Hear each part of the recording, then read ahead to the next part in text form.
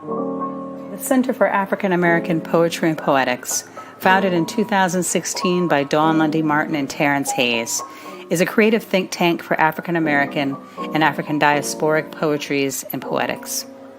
Our mission is to highlight, promote, and share the work of Black poets and to pollinate cross-disciplinary conversation and collaboration.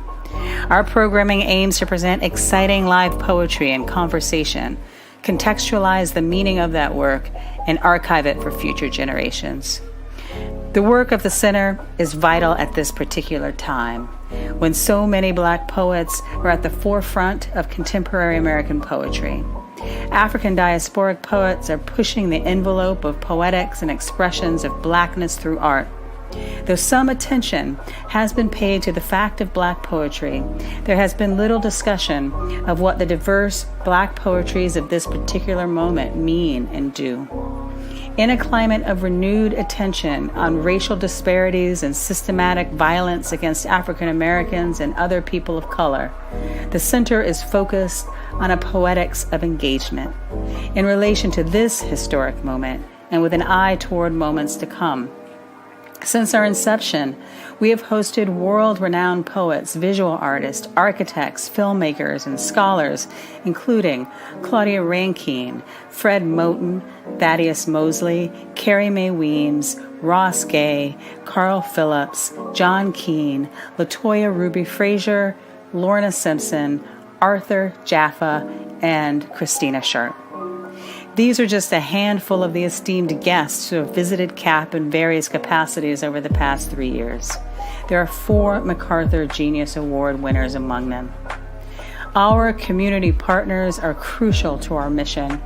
Poets and writers are featured on campus, but they also visit our community partners in their constituencies, often leading hands-on workshops in intimate settings in historically Black neighborhoods such as the Hill District in Homewood. Through this engagement, we not only bridge the gap between the university and the community, but we elevate and expand the work that poetry can do.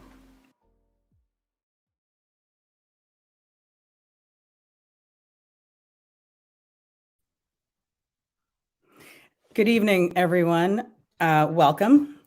My name is Dawn Lundy Martin, and I am the director of the Center for African American Poetry and Poetics, CAAPP, with 2 A's and 2 P's, at the University of Pittsburgh. It's my pleasure to welcome you to the first in our week-long series of programming, A Black Study on Intimacy, Part 2. We began our study on and in intimacy this past autumn. We were excited to be in physical space together for the first time since March 2019 and wanted to celebrate what might be touch, approximation, each other's full expressive faces. It occurred to me then, as it occurs to me now, that intimacy is a difficult terrain to navigate. Most of us yearn for intimate connections, but like with all abstractions, we differ on what we mean when we say intimacy. What is it? Why do we crave it? How do we know when we experience it? How can practices of intimacy, as ranging as they might be, intervene in isolation, depression, helplessness, and/or fear? We know that the emergency is ongoing.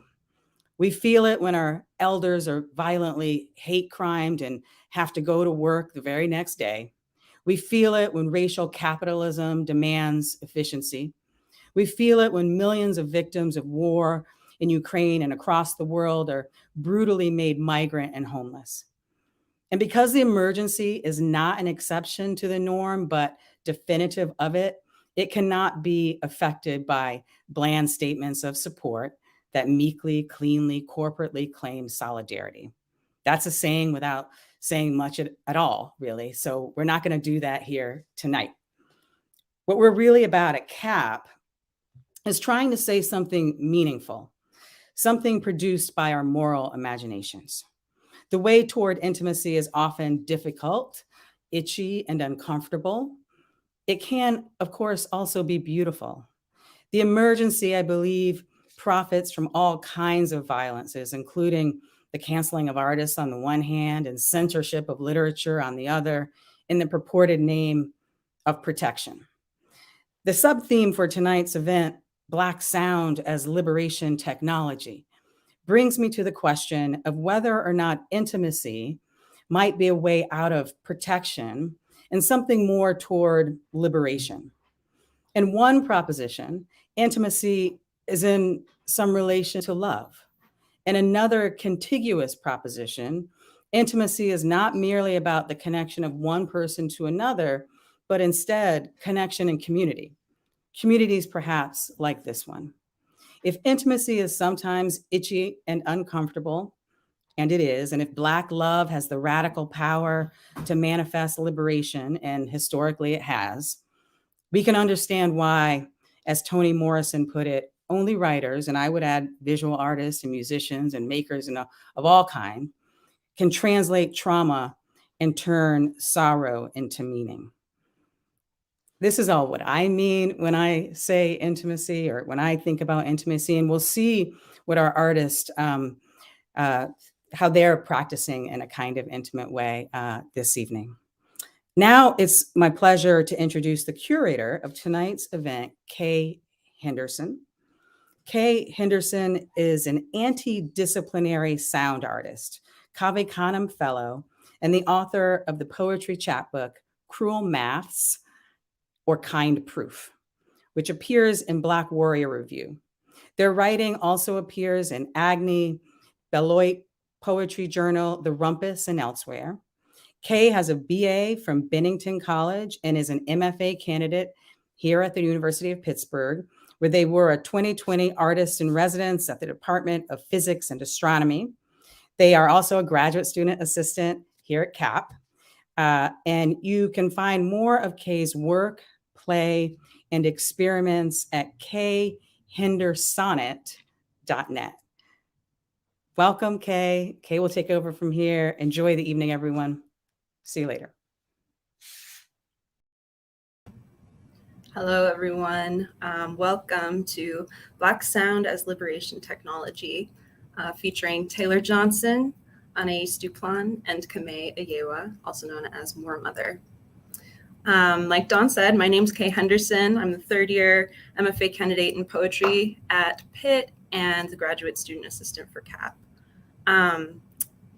Also, as Dawn said, I describe myself as an anti-disciplinary artist. I'm going to talk a little too much about that, maybe, because I'm obsessed with this concept. I stole it from MIT's Media Lab. And tonight we're going to hear from 3 artists who engage Black sound, music, and liberation in what I believe to be anti-disciplinary capacities. Okay, so what do I mean by that? What does that word mean? Beyond being multidisciplinary or interdisciplinary, anti-disciplinary work exists outside of and or between the realm of specific disciplines. Anti-disciplinary work is not easily categorized, not only by genre, but by field. It's risky. And I think that's risk is always vulnerable. Sound itself as a concept is anti-disciplinary, in my opinion. We can approach it through physics via acoustics. We can approach it through biology, anatomy, the effect that sound has on the brain in psychoacoustics. We can approach sound through the arts. We use it if we speak, and it's all around us, something that we can make but can't touch. But it is something that touches us, moves our cells, even if we can't hear it. It's in our heartbeats. I'd argue that Johnson, Duplan, and Ayewa's work exists between and across disciplines via the realm of sound, specifically Black sounds. Jazz, funk, go-go, experimental music, noise music, sampling, the blues. There's this sense of flexibility, a tangible, intangible, transformation, and closeness. In the poem Containing Continuity, which appears in his book Inheritance, Taylor Johnson writes, "The sound is a hovering, a presence pressure, sound wraith, And later, what gender should I be in this sound? I first read the phrase liberation technology in an interview with Kamee Ayewa about Circuit City, her debut theatrical work. Ayewa says that jazz was a liberation technology. It can be a whole tool or a piece of a tool, and that it can be an instrumental tool for healing. The first track on the 2016 More Mother album, Fetish Bones, is called Creation Myth. In that piece, which is spoken, feels, and sounds like many voices channeled, Black sound is Black history. The history is in the lyrics, but also in the music. Ayewa's use of samples, overscored and underscored by the buzz of a synthesizer, twitching, vibrating, insisting on making noise. It's not pleasant, and I love it. It's literally moving. Maybe we should have called this event Black Sounds, plural, as liberation technology, because Blackness is not a monolith, and neither are Black sounds. In Anaïs Duplan's fourth collection, I Need Music, he writes, I can't let myself wonder what Black gonna be in the future. And later, I'm trying to improvise small paradises. And later, on the collaboration between keyboard and synth player Joe Zawinul and saxophonist Wayne Shorter, in our intimacy of the music, there's so much of Black history there. So in this convergence of past, present, and future via sound, I'd like to formally introduce our guests. So here are their bios. Taylor Johnson is from Washington, D.C. He is the author of Inheritance, Alice James Books 2020, winner of the 2021 Norma Farber First Book Award from the Poetry Society of America. His work appears in Poetry Magazine, the Paris Review, the Baffler, Scalawag, and elsewhere. Johnson is a Cave Canem Graduate Fellow and a recipient of the 2017 Larry Neal Writers Award from the DC Commission on the Arts and Humanities, and the 2021 Judith A. Markowitz Award for Emerging Writers from Lambda Literary. Taylor is the 2022 Poet in Residence at the Guggenheim Museum. Anaïs Duplan is a trans poet, curator, and artist. He is the author of newly released book, I Need Music, a book of essays, Blackspace, on the poetics of an Afrofuture, a full-length poetry collection, Take This Stallion, and a chapbook, Mount Carmel and the Blood of Parnassus. He has taught poetry at the New School, Bennington College, Columbia University, and Sarah Lawrence College, amongst others. As an independent curator, he has facilitated curatorial projects in Chicago, Boston, Santa Fe, and Reykjavík. He was a 2017 to 2019 Joint Public Programs Fellow at the Museum of Modern Art and the Studio Museum in Harlem, and in 2021 received a Marian Goodman Fellowship from Independent Curators International for his research on Black experimental documentary. In 2016, he founded the Center for Afrofuturist Studies, an artist residency program for artists of color, based in Iowa City's artist-run organization, Public Space One. Kamee Ayewa, More Mother, is a national and international touring musician, poet, visual artist, and workshop facilitator, and has performed at numerous festivals, colleges, galleries, and museums around the world, sharing the stage with King Britt, Roscoe Mitchell, Claudia Rankine, Bell Hooks, and more. Kamee is a vocalist in 3 collaborative performance groups, Irreversible Entanglements, More Jewelry, and 700 Bliss. As a soundscape and visual artist, Ayewa's work has been featured at Baltic Biennale, Samick Art Museum, Vox Populi, Perlman Gallery, Metropolitan Museum of Art Chicago, ICA Philadelphia, Bergen Kunstsaal, Hirshhorn Gallery, and in an upcoming 2018 solo show at the Kitchen. As a workshop facilitator, Kamee has presented at Cornell University, MoFo Festival, Moog Fest, Black Dot Gallery, and others. Kamee is co-founder and curator of Rockers Philly Project, a 10-year-long running event series and festival focused on marginalized musicians and artists spanning multiple genres of music. And we'll hear first from Taylor Johnson. Thank you.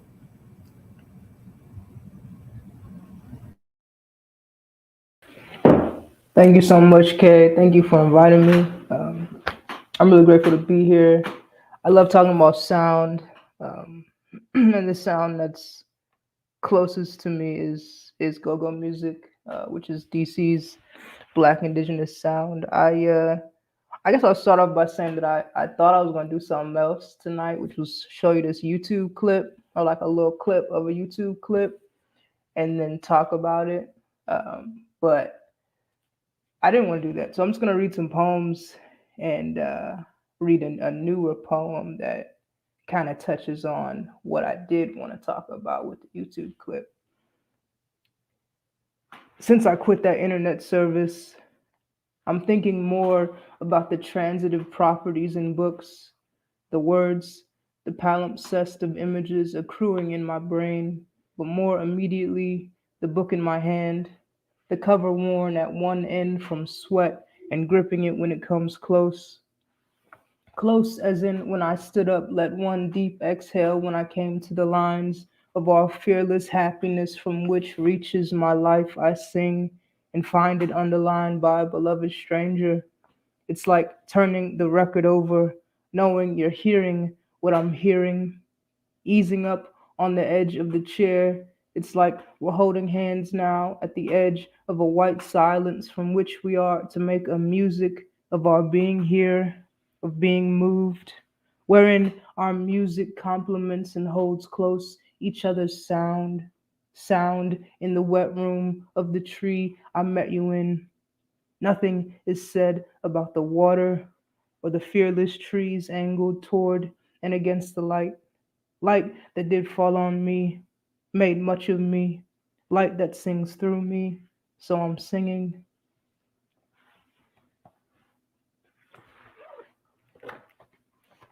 Go-go ode. Oh, capacious room, give me your tongues. I'm done with being self-possessed. Take hold, turn the river in me. I'm freed up to be anybody else. My molecules twinned with the sound. Oh, erotic hours, pass me not. Keep me in the pocket. Oh, percussive descent, devotion is anything you say go awry. In this early hour, keep me recursive. The impulse is to lose my feet. I'm yet overcome. You seismic drop, you sovereign fade. Oh, black chaos, I'm in study at your center. Turn me out.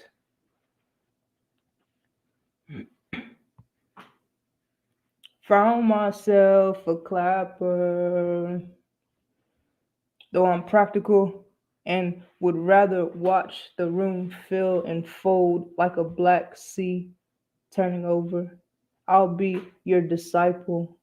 I'll follow where you pull me, which you walking before me makes me forget my creditors, pressing up on me in the house party, pressing on me so that I could be the wall, holding up the house with my desire. Violent pleasure, I welcome your weight. You asked me into study, pressing up like that. I work for your weight against me. I was saying something like, I don't care about commerce when you kept asking that narrow question about my body. Baby, I'm undoing myself behind you.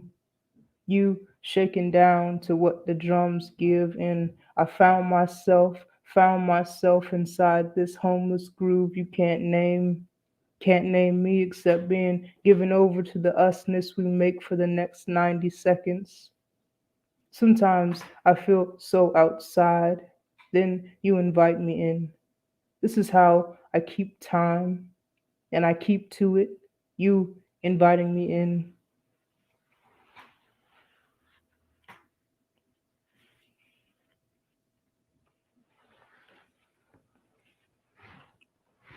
Containing continuity, how to talk about, wonder about the horn. I'm listening to Christian Scott here without saying horn or trumpet and resisting abstraction. The furthest I can get is that the sound comes from the corner, is continually in motion and resisting form, a kind of stasis or staticness. The sound is a hovering, a presence, pressure, sound, wraiths were. The sound is in response and also asks a question or a few. To say I'd fallen into failure or failure had illuminated itself in front of me is one truth. I'm a victim of light, but what else is new? In Finland, I hear John Coltrane say, I'm sorry, they thought I was, and without me, I was starting without me. What vacillates between precision and error? Practice, practice, practice, practice. I stood up when I heard his voice. Sound isn't the problem, my problem. It's the translation that's tripping me and catching me in a trance, the need to translate one abstraction into another. What am I saying and to whom? Thought moves my hand to gesture to make letter bodies that sound together, which create some kind of assumption by association. It's true in a field I can experience the largesse of language. One song says spread out, one song says small up yourself. Is this a poem yet? In a field, my thoughts are at home in uncertainty. The wind plays the horn in the corner. The grass is an insistence, a snare repeat. There's instruments, names in the way. I want a series of mm-hms in the language to hold over ecstaticism. The various portmanteaus of my home could do whiling, wild and wily, maybe some assertion of will to mean out of place and beyond. To approximate the horn's appearance, I can say that John go, meaning a continuation, a lack of arrival or departure, a way out, through, around, that the horn resists audience, it just go. And where are we going? Getting somewhere. What I seek when I seek to talk to you about what the sounds do to me is to convey a kind of dynamism. I was avoiding another task, perhaps writing. When I first heard Christian Scott, then I could only write. And if I wasn't writing, I was pacing the apartment, making lines with my body. If you were here, I'd pass you the J. Something is to be said about where the sounds take me. That I'm in my house, pacing is one reality. That the horn sends me to an elsewhere, another, darling you, honest you do. Sam Cooke might say, send me. That's one line I draw, to be sweet on the sound, an ethereal knowing and meaning making I'm trying to get across. I listened to Christian Scott into the night and tried to become sound. See what I mean? There's a gap, perhaps it's fear. The sound was a kind of devastation across my body such that I was changed and seek out that feeling continually, such that I need to tell you about it.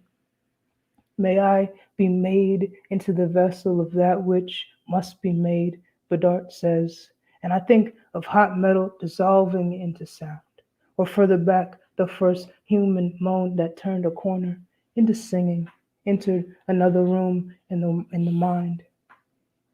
What gender should I be in this sound? I want to ask you, you who are still here, when I hear some trap music, some shit I never heard.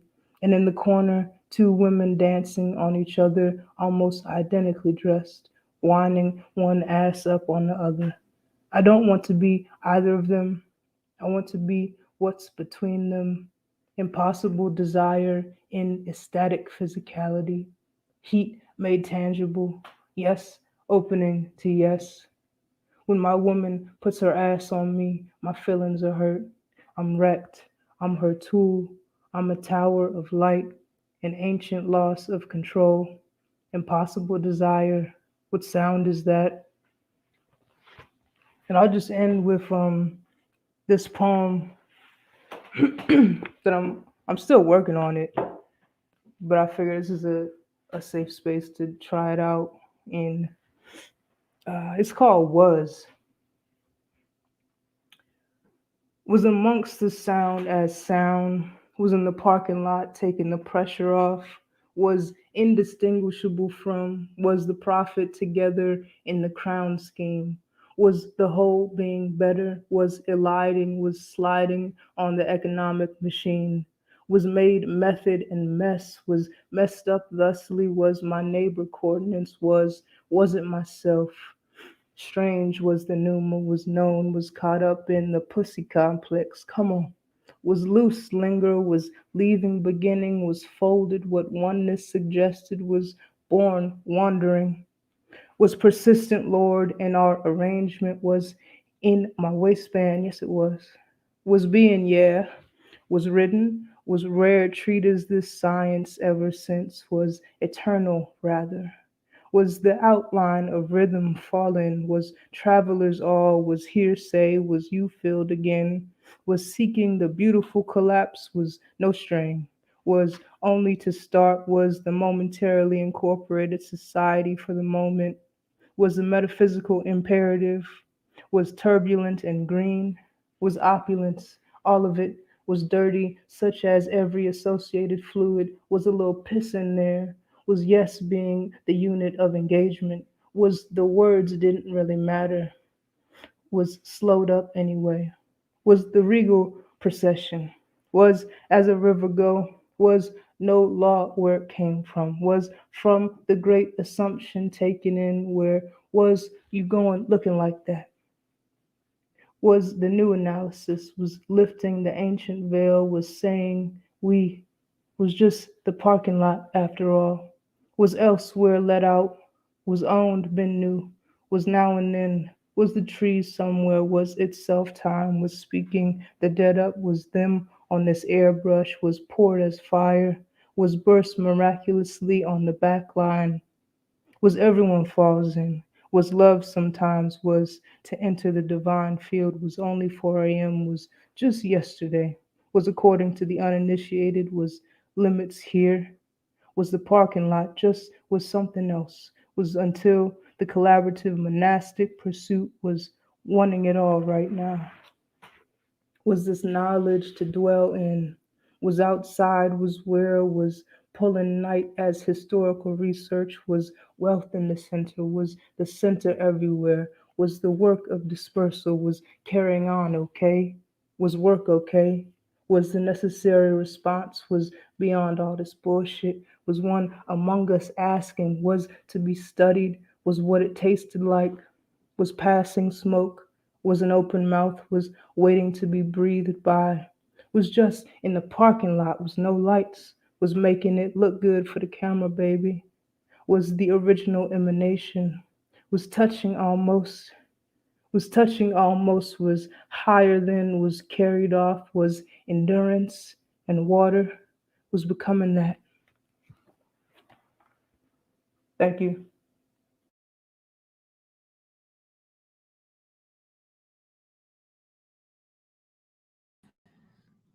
I feel fucked up by that, Taylor. Thank you. I remembered that poetry can make me feel some kind of way. And I was like sitting here like this, and my heart was like beating out of my chest. So I was thinking about what to share, and I'm kind of like, I don't know, I've been in teaching mode lately, and kind of didn't want to read my own stuff. And now I'm especially glad I'm not going to read my poems, because I just kind of want Taylor's poems to be in our ears. And I actually think a lot of what I'm going to be talking about is related to some of what I was hearing in Taylor's Poetics. So if we could get my one single slide here, thank you. So this one slide is part of a larger kind of a version of a talk that I sometimes give in one way or another about this like phenomenon of like these three phenomena actually that I think about as witnessing, inhabiting, and haunting. And they're sort of like three different lenses or perspectives through which one might speak about the experience of another. And this kind of came up in classes that I've been teaching around poetry of the testimonial, like speaking out of one's own perspective or taking on the perspective of another and speaking out from that. Um, and also in thinking about documentary poetics, how is it that poetry can kind of grapple with concrete reality? And so we get these kind of two poles, as it were. And on the one hand, um, we get like poetry that is interested in kind of documenting or being of the archive. And I think about like the poets that I love so much, Taylor included, who I think, we could read their work as being a sort of archive of Black sound. We're thinking tonight about Black sound, that there's such a really beautiful handle on many different kind of registers and vernaculars and rhythms and um, in particular emotionality of Black language and meaning making. So there is in the poetry like this kind of encapsulation of like relations that happened, or this person said this and I said that, or I felt like this and I felt like that. And that body of work is so sacred because it sort of holds that record for time immemorial.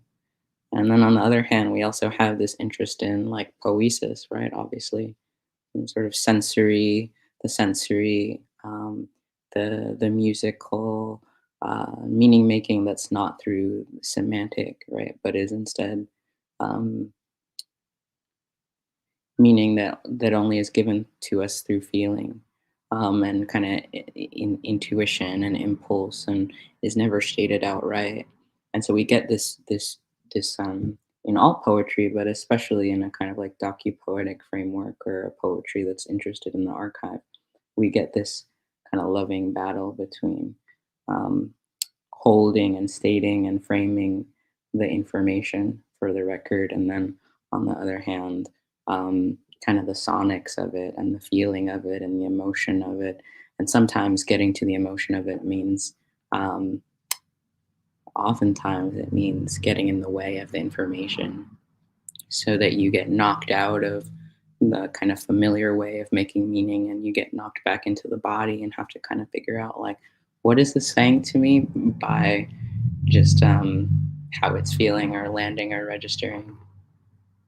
So again, I think, just listening to Taylor, there was things that were landing with me because of just what he was saying, like the actual information he was saying, but then just in his voice and also in the way that the poems themselves are musical. There's also this poesis and this way of making meaning that's just through the sound and the texture. And I find myself drawn to situations where that desire for poesis um, overtakes the desire to communicate information in a kind of legible way, um, but doesn't. There's still kind of some remnant or some interest in it in information, but for the most part, it's this kind of like refusal of legibility. So we could think about that as a sort of being there and also not being there. And so I've got this kind of phrase from my daddy and everyone's daddy, Fred Moten. Uh, and I think this is just like from the back of B. Jenkins. There's like an interview back there called Words Don't Go There. So I'm trying to write poems that are situated in relation to this question. How is it that a work can bear content, have something to say, while not being wholly bound to the constraints and the requirements of making meaning? At the same time, I never want totally to refuse either the requirement or opportunity that is given in poetry to produce meaning. I want to write poems that recognizably inhabit, but in some kind of underground or fugitive way, the space between the laws of music and the laws of meaning.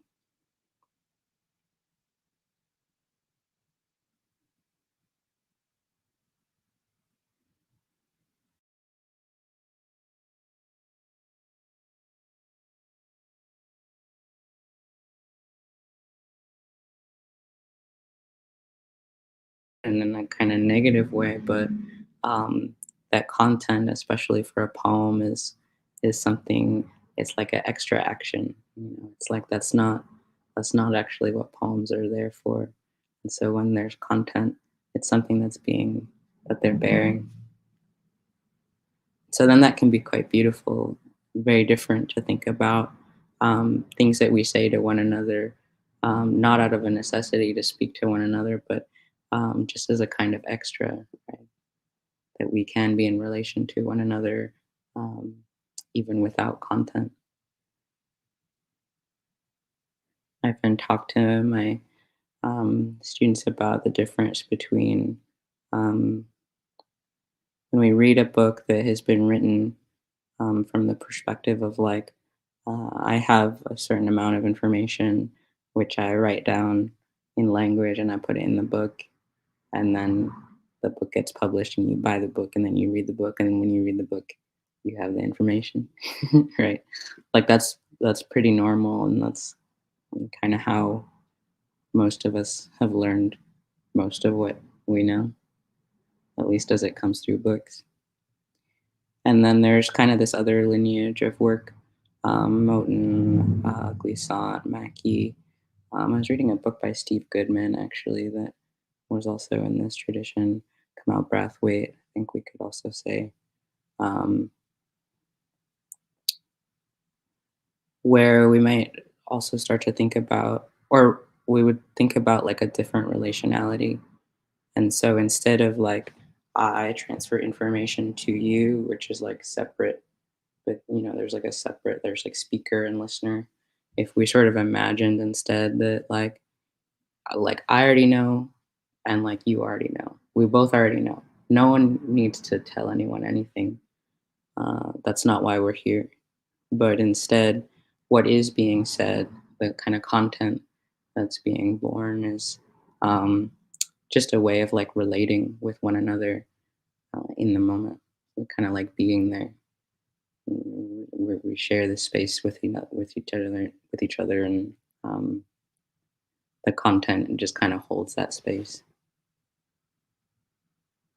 But if not for this meeting, you would already know. You would still know, right?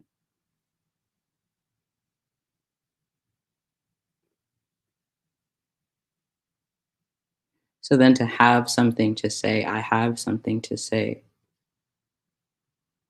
we could hear that as being a kind of desire for being in relation, like rather than a desire to kind of be heard or to have a voice. Right? This kind of phrasing of like having a voice or giving a voice is built on this kind of separateness between speaker and listener. But if instead having something to say is a kind of like desire for being in relation, think about phrase I heard in one of your poems, Taylor, impossible desire, the desire to be like not this person and not that person, but like something between. While not being wholly bound to the constraints and the requirements of making meaning. At the same time, right? So this for me, like this turn, it's like certainly we can like turn away from like the traditional ways of making meaning, and it's interesting to an extent, but it's to the extent where we like lose everyone, right? Or no one knows what we're talking about ever. I lose interest. So it's like this pivot. At the same time, I never want totally to refuse either the requirement or opportunity that is given in poetry to produce meaning. That's the hinge for me, being there and also not being there. Like this kind of I think about sometimes I think about this image of like uh, as separate as you can possibly be while being together still. Mm.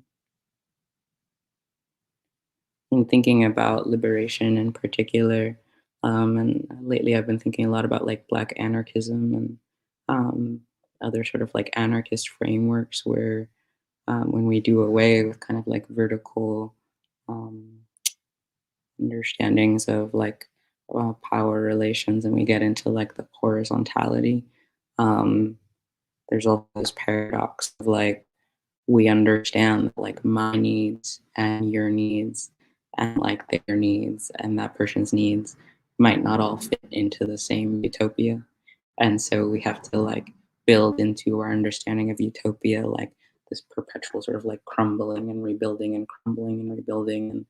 And Cindy Milstein, a really great anarchist scholar, talks about approximations of freedom. I love that phrasing so much. That like freedom is something we might like approximate and um, move towards and like fuck up at, and then have to revise, and that all of these kind of like motions to rebuild it are in fact built into our understanding of what freedom means. It's not like a static thing.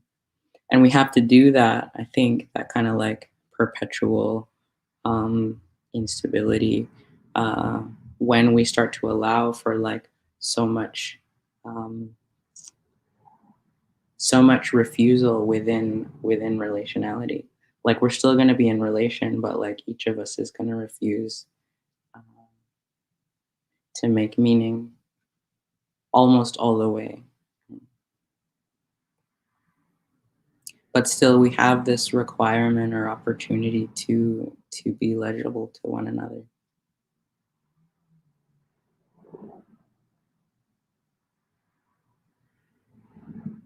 So then if we come to like a work of art or a poem or um, one, not with the expectation that we will understand, that we will be edified, that we will gain something we didn't have before, that we will know something we didn't know before, then it's like, well, why? What's the point? And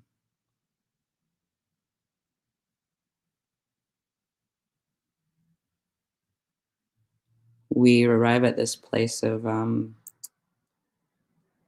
engaging without understanding, which I think actually we do a lot, like with the people in our lives. Like, say you meet someone, and you know, you kind of know that like you're not gonna know everything about them right away. Like you have to hang out with them a bunch of times before they make sense to you. So it's like a picture you're filling in. But we'll never say with like a person that we like refuse to hang out with them until we get them all the way, right? Like we're sort of open to that.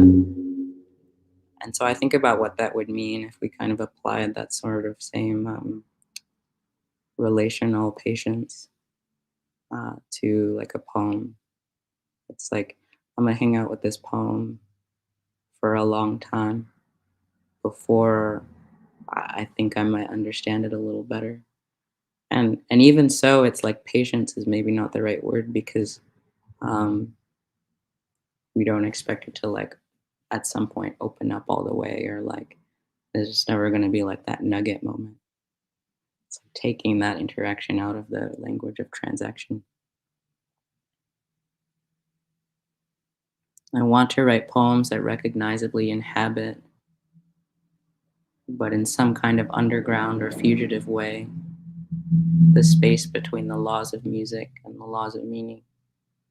There's this last point I wanted to end on, which is about music and poetry, and that I think that the medium of poetry uh, is conversation rather than language. And I just mean by that that um, when someone's talking to you, you're listening not just to the words that they're saying, but like how they're saying it and what their body's doing and their face and their hands if they talk with their hands. And so there's a lot of times where um, maybe I talk kind of wild, but people still understand what I mean. And it's because they're listening kind of to not just the language, but to the sort of musicality of the way that I am, and my voice and the way it goes up and down. Um, and so when we find ourselves with the poem and we don't know what's going on, um, we could like turn to language and kind of try to parse everything out. Like, what does this word mean? What does that word mean? But more so, I think especially in this kind of relation of engaging without understanding, we turn to like what we know about music. Like, what does it sound like? What does it feel like? Yeah. So that's all for me. Thank you, Taylor, again for that wonderful reading, and excited to hear from Kamee.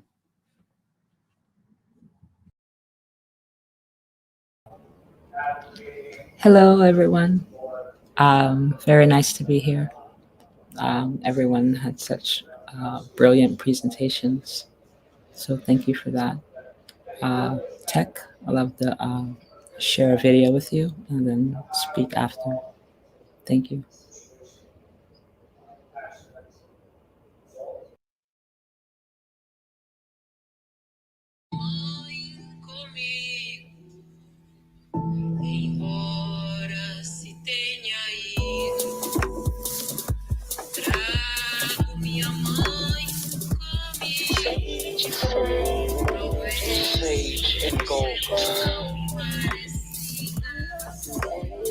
Your mama's baby, your mama's mama, your sister, your aunt's sister, your grandma, your great-great-grand. She said, put all the bad things away. I see us coming out of hate. I see us coming out of days. I see us coming out of fear. But when we listen, we don't hear. But when the bomb drop, we all fear.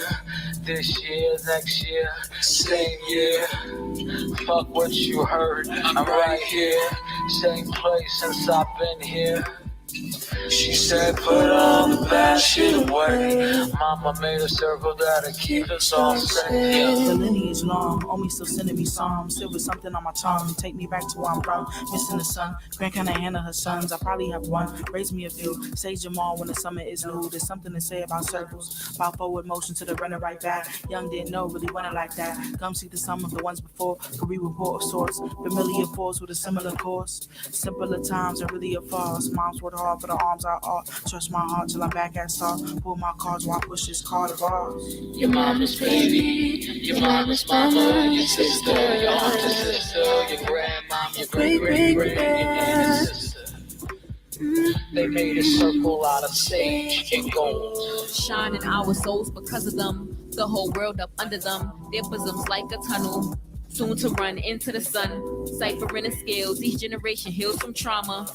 A little more, they set the score, the precedent. They built the floor, the ceiling is irrelevant. We want more for the betterment of our whole. Mama holds us close so they can't hold us. Oh, wisdom knows us well. She pulls us in and tells us secrets. Feeds us with her well, she preaches wellness, beat the bell. It rings and shatters all the stigma. The enigma is a pattern passed down like matter. Brings us gifts to get that we matter. We know different from them. We make a difference after we witness their valor. Their spirit is ours. Your mama's baby, your mama's mama, your sister, your aunt's sister, your grandma, your great-great-grandma. Sage and gold. Sage and gold.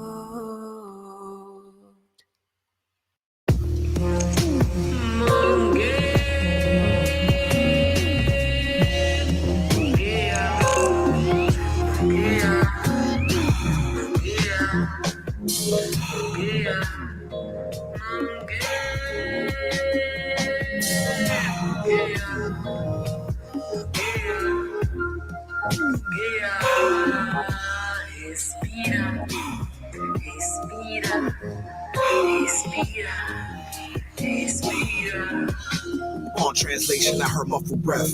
Deep reps that support the renewal of the mind. I flow with these ordered steps. Out of body, flesh in my flesh. Spirit counter time, never press. No commandment, just suggest. Free expression, no less potent when the rhyme don't connect. Complete thought is a mind in motion, wise enough to rest. I close my eyes but never slept. Say it with your chest.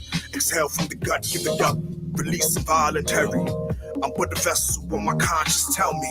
Rise and fall of the belly. Sea level drop the mountaintop. Diamond eye attuned to the eternal. Act with smoking infernos that spark fertility. Heart dark as carbon. Homesick stars find their way back to the killing fields, begging no pardons, let it spill. No longer see the shadows of what made me strong. No land near Armstrong, but it was necessary. Mind fresh out of solitary confinement. Escape the fangs and microchips and realignment. Kill my self-assignment, heart exchange. Can't be responsible for all the blood pumping in the yard. It ain't hard to drain. Cold world, iceberg mammoth, and with all memories. Sun God tells Sandman to get these algorithm Android melodies. We can't go pop with the air you selling me.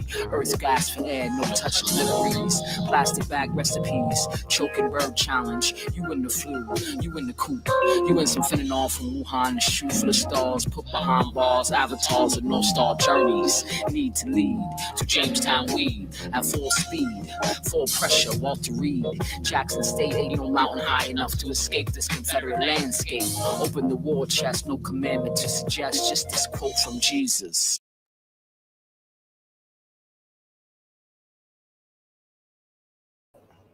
So I wanted to share these two tracks because there's this kind of, on the first track, Made a Circle, about this unknown act of protection that happens, within families.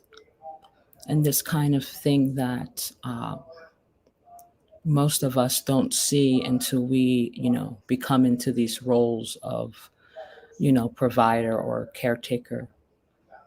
And it started, my verse in particular, and the hook of that song started from a poem. And during quarantine, I was using a lot of the poems that I was writing for a book that I'm working on releasing. Just because I wanted to create every day. So if I didn't have any song lyrics or anything, I'd just bring in more and more of the poetry instead of writing something set for a particular track. And the next song, Mangrove, is about this plant that's like the lungs of the earth, and this kind of unseen work, that happens in nature, and it's just because it's unseen doesn't mean that it's relentless, doesn't mean that it's not focused, and all this work that is done to protect us, to protect the simplest things like our breath, and I really like to bring in the idea of intimacy in the work. I don't really get a chance to, which is not surprising, you tend to have a particular demographic when it comes to who's allowed or who's interesting when speaking about intimacy. But these two tracks really, to me, the intimacy is this kind of unseen work. I thought about sharing a poem about this, about kind of this like unseen sweetness that we leave for others or for the unknown, these kind of offerings. One poem that I wanted to read was about Ma Rainey, someone that doesn't have so many recordings, but has done so much of this unknown work, that's essential. But just because it doesn't, have this document or appears on this timeline in this sophisticated way, we don't understand, the legacy, what My Rainey means to the culture, to the foundation, to the sound. And, in the act of me writing this poem from Ma Rainey, even Viola Davis, bringing the essence with the movie that she started and produced. To me, this is like leaving the sweetness, this unknown work that's so important, but yet so rich. So yeah, I guess I could speak a little more. Make sure to tell me when we should open it up for some conversation or questions. I guess I can share a piece. It's always, thinking about sharing poetry. I usually don't do it much on social networks or, even on panels like this, because I like to release it in some kind of book form, just like making an album. But I understand from my perspective that not everyone is going to get it. And not everyone, we don't all arrive to the same point. Maybe some people get it later, I also don't trust that everyone will hold the piece with care. All of these different things. I always tell my audiences when I perform with my free jazz group, Irreversible Entanglements, that, and I say it in the poem, so let me just go ahead and read it,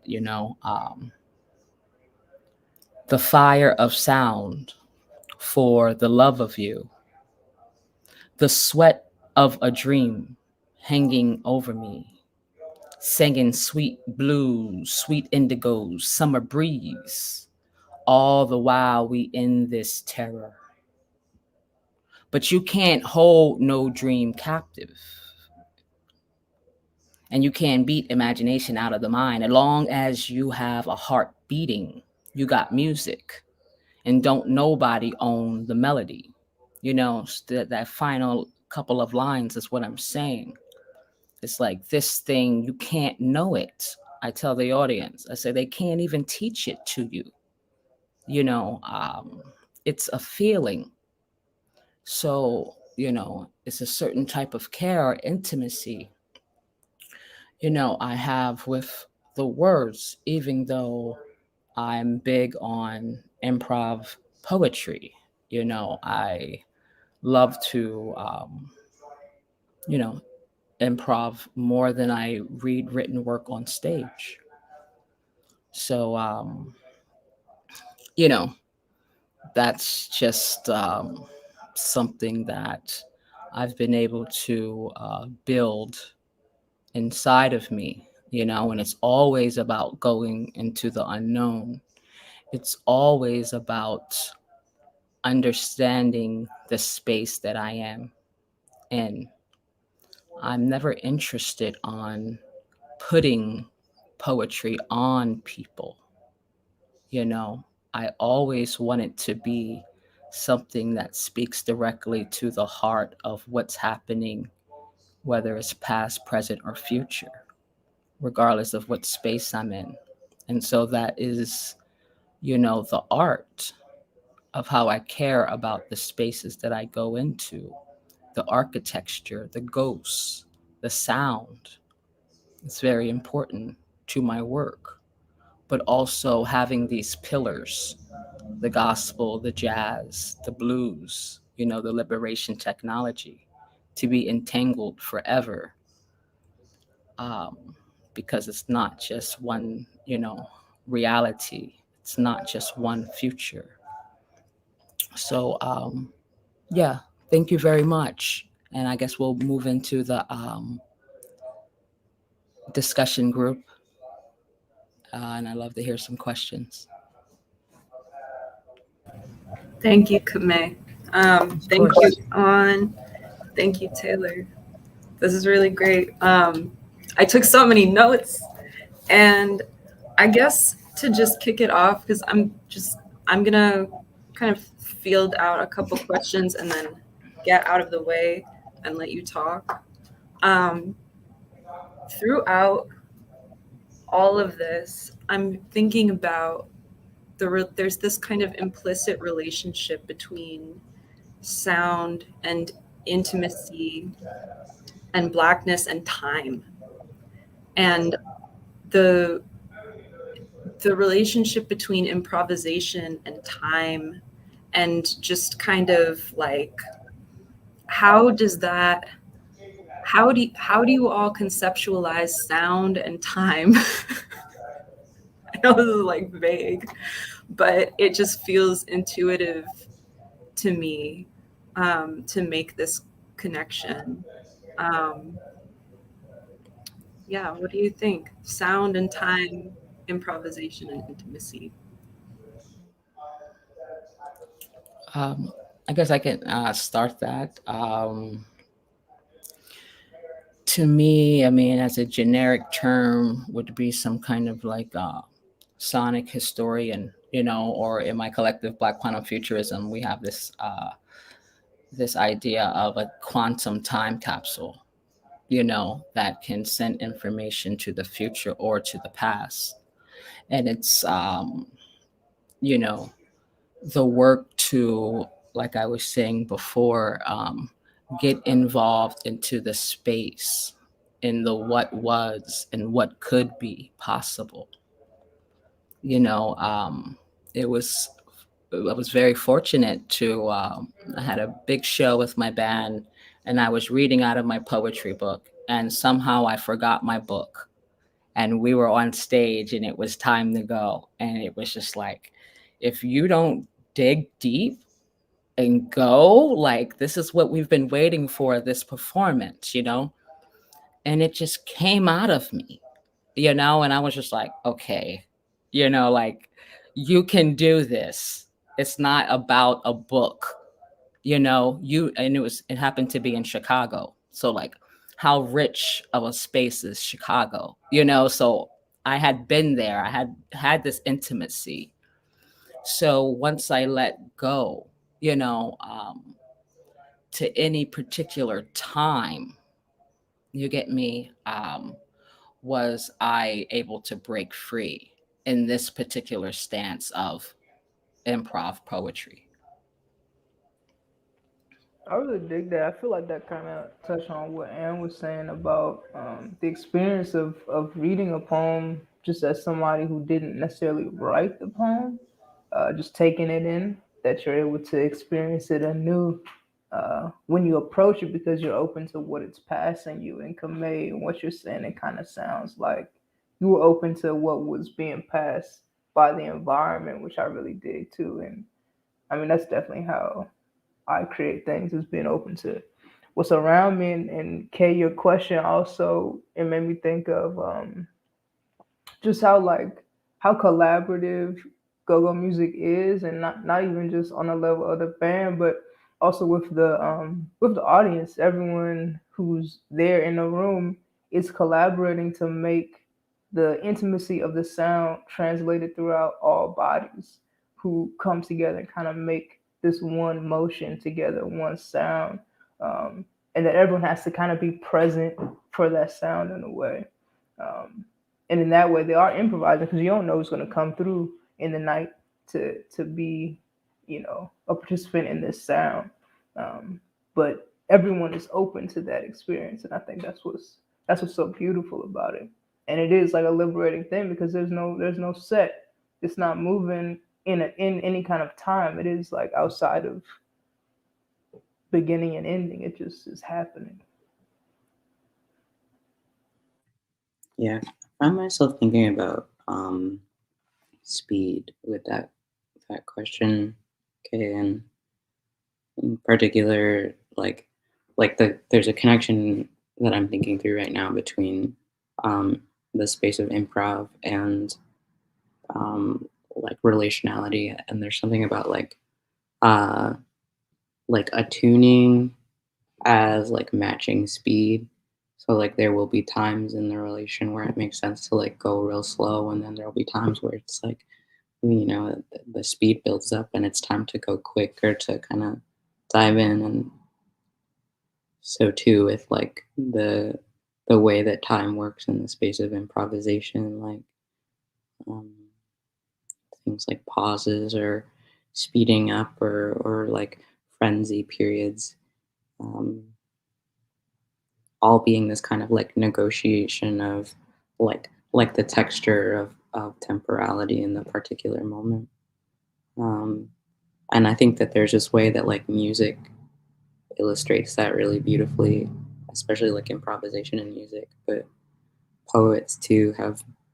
really lovely ways of like controlling speed at different moments in the poems, and it's really kind of fun if you can feel into that kind of thing.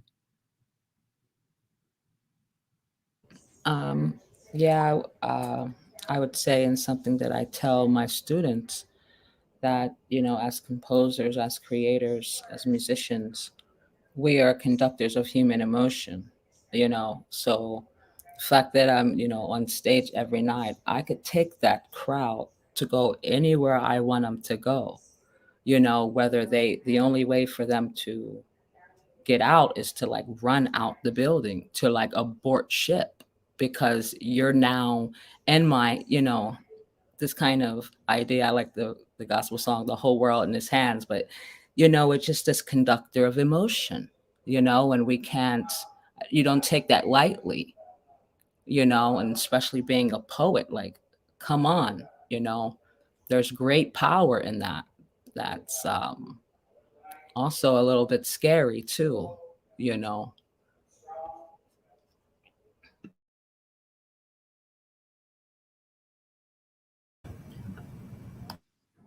I was just gonna like, yeah, it makes me think the Steve Goodman book that I was referencing, Sonic Warfare, is all about like situations where that control over the audience's like emotional world is used for warfare, for like detriment.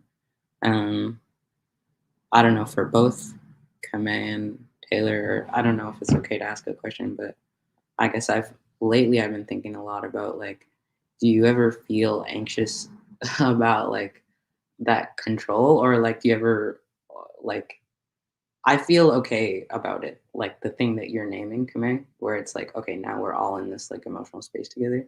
But I could also imagine being like, could I, would, like, what's gonna happen, like that kind of thing. Because there is a capacity for harm if you wanted that. I'm coming out of punk and free jazz, so not only, I'm definitely bringing it to your face. I'm standing on your table. I've been through so much of performance that I'm ready for anything, and so no, I don't have any fear. It's more like duty. It's like, oh, like I would have a plan, of what I want to do. Just recently, I did a Valentine's Day show in Copenhagen.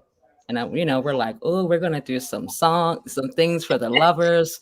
I'm going to get all my sweet poems out. And then I get there and it goes totally the opposite way.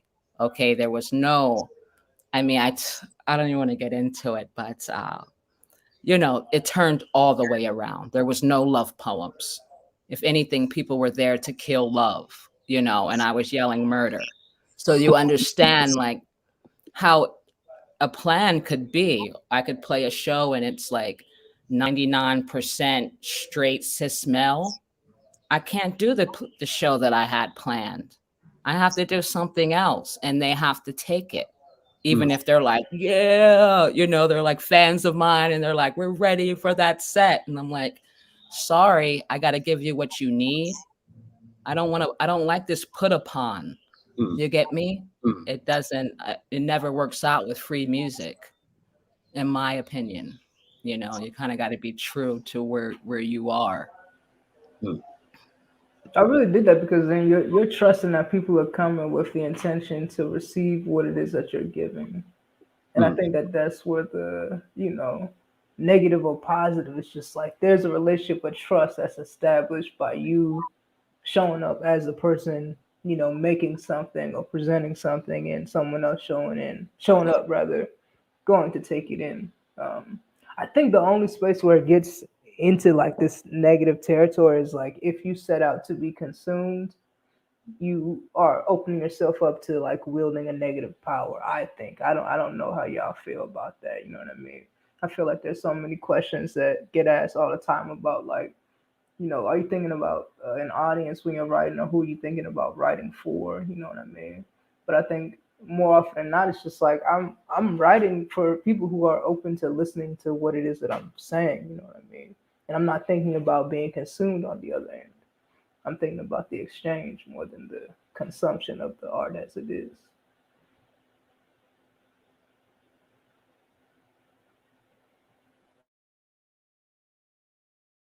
That actually ties really well into something that Kamee said earlier. I don't trust that everyone will hold the piece with care.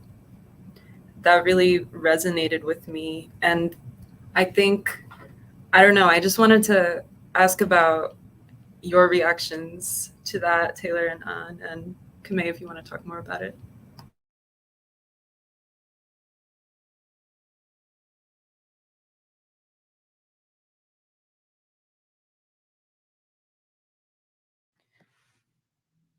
I would love to hear you talk about that more, Kamee, because I remember noting when you said it, I was like, I want to think about that.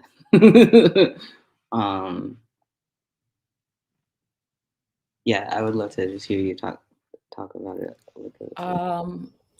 That's the same kind of idea I was saying before, that we are not all speaking about the same future, right? If a whole people of an audience is in a room, I can't expect them to all understand where I'm coming from, to understand where the legacy is coming from.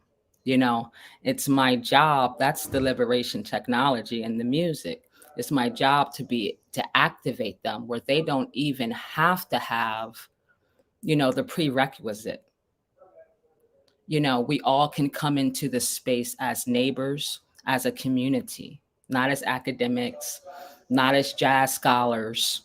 You get me? So that's the undertone work. That's the unseen work. So it's more like a witness. When you're at the concert, you are a witness. Maybe some of you will get it, but I'm not going to, expect that. You know, so that's kind of what I just mean. We're not on the same levels of care, or understanding. And so I'm picky, I'm choosy, you know. It can be a bunch of jazz critics or whatever room I'm in. I'm going to go into that space of what they should be hearing right now. I'm not going to be like, oh, here I am at the Barbican in London. Let me read my blah, blah, blah poem. No, that poem's not for them. That poem's in Harlem. You get me? That vibrations, so it's a bit, but on social media, I don't like it at all.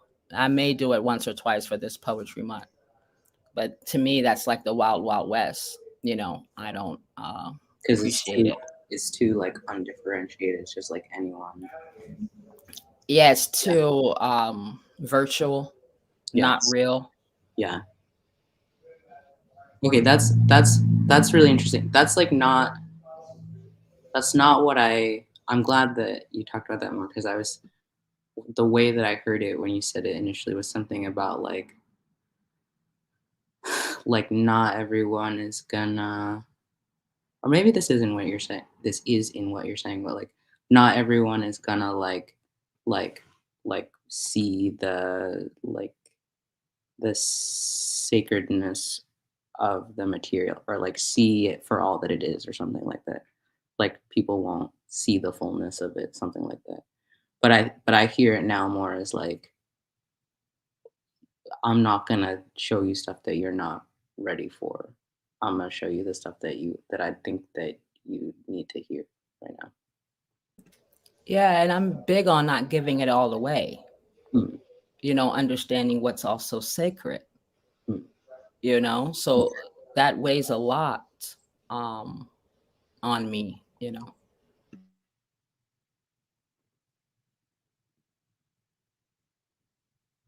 I'm really glad that the sacred came up, because the other kind of open question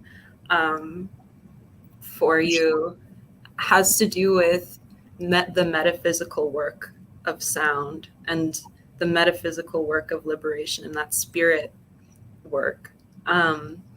What how does that, what is your relationship to that, I guess?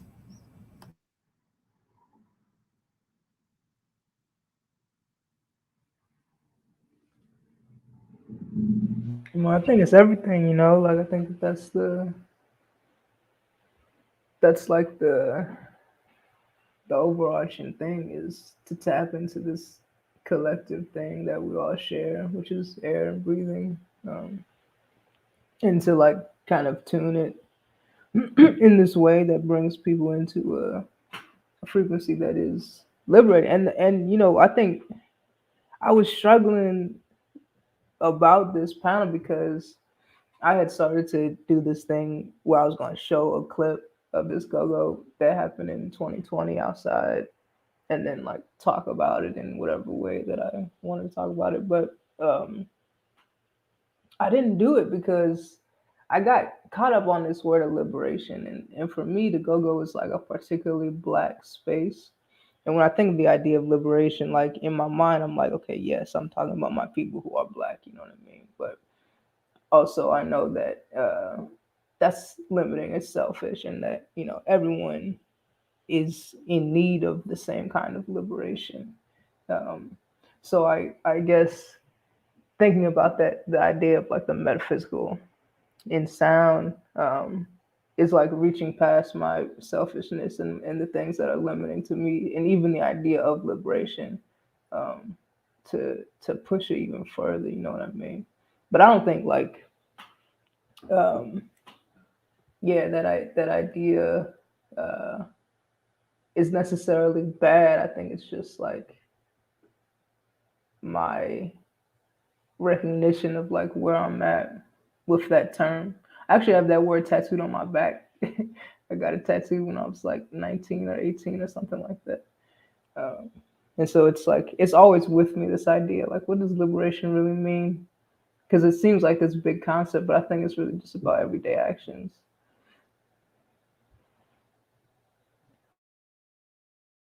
And there's an intimacy and sacredness in everyday actions that we take.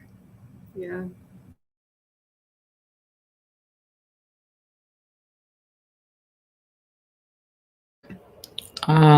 Yeah, I would say that for me, that's the studio work, you know, planting all the little spells and curses and all of this kind of puzzle pieces and the ways to really connect intergenerational, you know, is really important to me. You know, I want something that everyone that I can think of, no matter who they are, can be pulled in, you know. Yeah.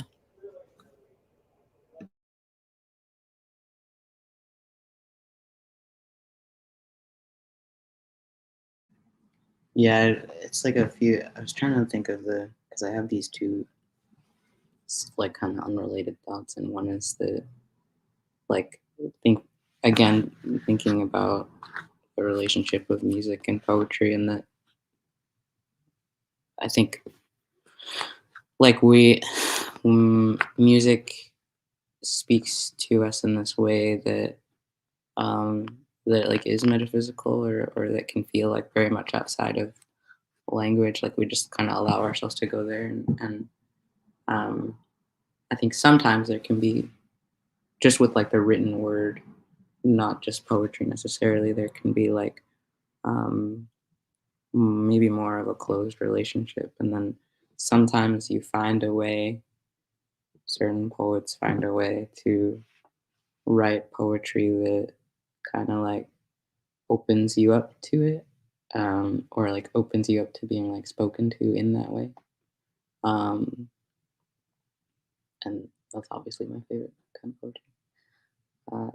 Yeah, I'll just stop there because I got like a few different threads going in my head.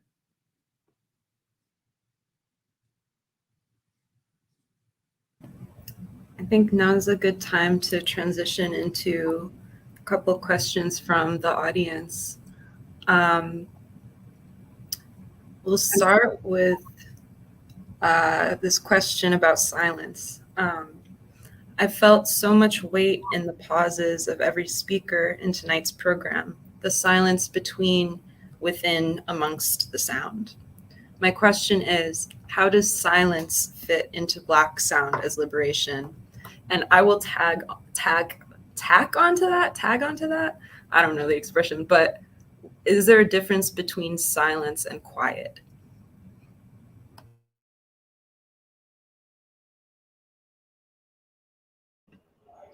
I would say yes, because you got two kind of worlds happening. You got your inner world, and then you got the outer world, you know? So you can be in your bedroom or somewhere quiet, and everything is so loud, you're shaking inside, you know, the things your thoughts say to you or whatnot, you know, or the things that may trigger things, you know? Um, for my show, I don't usually give a pause at all. It's just like 45 minutes or 90 minutes, we're going on this kind of ride, you know. But I always teach my students about how cool Janet Jackson is, you know, because Janet Jackson stands on the stage and commands this power, and everyone's just screaming and screaming, you know. And there's something so beautiful about that, you know. um, that I mean, literally every student, I'm like, wait, where's the Janet Jackson moment? I want you on stage feeling all of this, you know. And I'm able to do this with the idea of genre bending. You know, I can have my kind of full performance, but then I have a project called 700 Bliss that allows me to be in the club, you know, and experiment with these kind of techno and, you know, kind of fluid sounds and things. So then I can bring that into that kind of moment. And that's also a thing I tell to my students, let's not be bound to any particular genre, you know, when it comes to creation.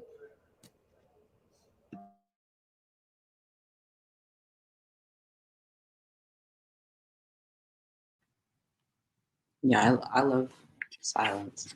Um, and I think a lot about the poet Layli Long Soldier. Because she's like she reads so slowly and with a lot of space, and it's like it just like aerates the words. And there was a point in time where like being quiet, especially at a moment when like everyone, like say you're at the poetry reading, like everyone's watching you, you know, you gotta read poems, like being quiet in that moment seemed like nerve-wracking or something. Like I just remember that was the way that I felt. But now like I not only can I like not locate that, but it also feels like similar to that like Janet Jackson moment, like the moment of quiet or silence when maybe you're supposed to be talking is like such a celebration, I think, of like what has brought you together. A lot of people that I'm close to are like really slow talkers, and I like slow talkers because they can be like really infuriating. It's like just say the thing, you know. But it's like this constant reminder as they're talking that like this is amazing that we're like here talking with each other. You know? So I'm super into silence. I think too, like silence encourages improvisation. You know what I mean? Like it's more air for the conversation or the moment or whatever that's happening sonically to like take shape in another direction if it needs to. Um, yeah, and I think that it in that way, I guess it is a key to this idea of Black sound as liberation technology. It is part of that technology is the silence where the improvisation lands and can grow.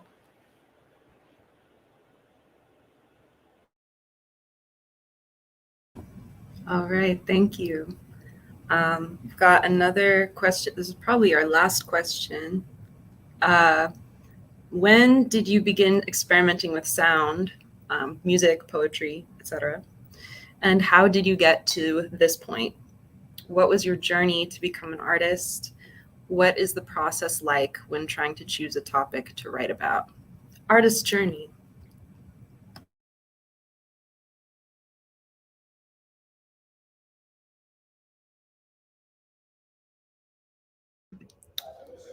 How did we get to this point? What point are we at? Creating, the relationship with creating for me, is integrated into my life practice. So that's been really great for me. I always advise people to, really do something that you're passionate about, that you can spend a lot of hours learning about, innovating, thinking all the different angles. And I would say that, being consistent about this thing that you're in love with, this thing that you're obsessed with, this thing that drives you.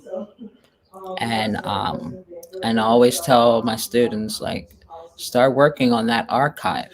Just because you have some demo or some half poem or half idea, put it in your own archive. You never know when someone's going to commission you for something, or someone's going to reach out, and you have this little bag of magic ideas that you can pull from. That's been a huge benefit to me, never deleting or throwing anything away. Just keep, creating. That's the beautiful part about it. I have nothing to add, just 100%. Like self-archiving, like, as it just allows you to like never start from scratch, basically, and to always be like building upon yourself. Yeah, I mean, that's really beautiful. It's just like constant conversation with yourself, you know what I mean, that you're allowing other people into. Yeah, I feel everything that y'all are saying. Yeah.